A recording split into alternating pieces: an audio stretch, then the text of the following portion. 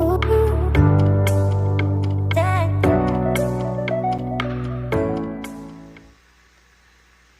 afternoon, chickadees.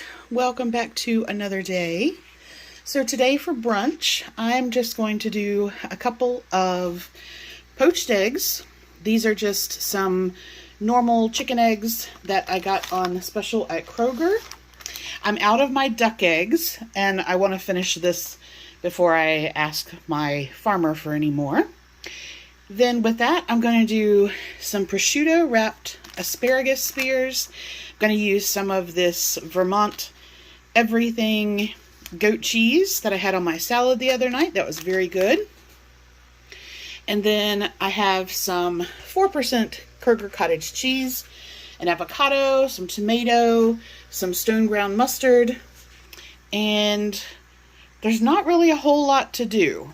So I'm going to poach the eggs in my little poaching pot, which if you're new to the channel, I'll show you briefly today. And then these, I'm just going to layer the goat cheese on some asparagus spears, wrap them with the prosciutto, and cook them in the air fryer. Okay, so to poach these eggs, I have this great little poaching pot that a member recommended to me last year. So you want to bring your water to a rolling boil and then reduce your heat. I've got this on a medium-low to a low simmer. Then you have these great little cups, and you want to grease those cups. You can use a little bit of Pam or spray oil. I have a little bit of lemon herb butter in there. You're going to set this lid. I need 2 hands to do it. You set this lid in there, which will suspend these over the boiling water. You're going to put the lid on there, and then you're going to cook. I like them done for about 4 minutes. All right, so I have those on there. Alexa, set a timer for 4 minutes. 4 minutes. Put our lid on, and we're good to go. Okay, for the asparagus bundles, all I'm going to do, I've trimmed those, given them a rinse, and then I'm going to add prosciutto, which is a pork, basically, a salty pork, and it is 60 calories for 2 slices and 7 grams of protein. So I'm just going to put some of the goat cheese on each bundle, wrap them with prosciutto, and then we'll get them cooking.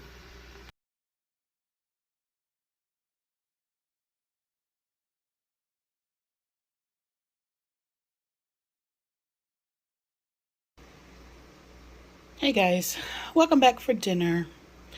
So I've changed my plans for what I was going to have for dinner because I'm having a rough day with my pots, P-O-T-S. And that means that I haven't had enough salt, or that's one of the things that can impact that. So I am going to do a bag of my peanut sesame noodles. If you haven't seen me use the noodle kits before, or you haven't seen this particular one, I'll show you in the next clip what's in the bag. But this is, out of all the ones that I've ordered before, this particular one is probably my favorite. So in addition to what comes in the bag there, I'm going to add, I have an imitation crab stick. And then I'm going to add carrots, purple cabbage, some mushrooms, green onion. These are Japanese chili lime peanuts, and I have some fresh lime juice. So the only thing I need to do for this is actually cook the rice noodles that are in the bag, which I will show you now. I just fed out some peas and carrots for the shrimp, and I offered Sakura some. She's still a couple of days after her molt, so she's not actually eating yet, but the shrimp are happy. Okay, so it comes with a packet of rice noodles, and then you have some pickled vegetables, some normal peanuts, some dehydrated vegetables, and this is scallion oil. And then we have the sauce packet, which is the peanut butter base, and then a soup base, and then some more seasoning, lots of salt, lots of MSG, and it comes with chili oil, but I don't use that. Okay, while my water was boiling, I went ahead and did my veggies. So I've cut up 2 of those mushrooms, some cabbage, some carrot, green onion, and I was shredding the imitation crab, and my hands are just bothering me too much, so I cut the rest of it up into discs. Now, I thought I would offer the shrimp a piece of the imitation crab, and this is a hit. They definitely like that. And Sakura came out long enough to get a piece, and then she's gone back. So she has a pea and a couple of pieces of carrot in there as well, which if she doesn't eat them in the morning, if they're still there in the morning, I'll take them out. But that's pretty normal for about 2 or 3 days after they molt. Okay, so I don't have anything else I need to cook. The noodles are just about done.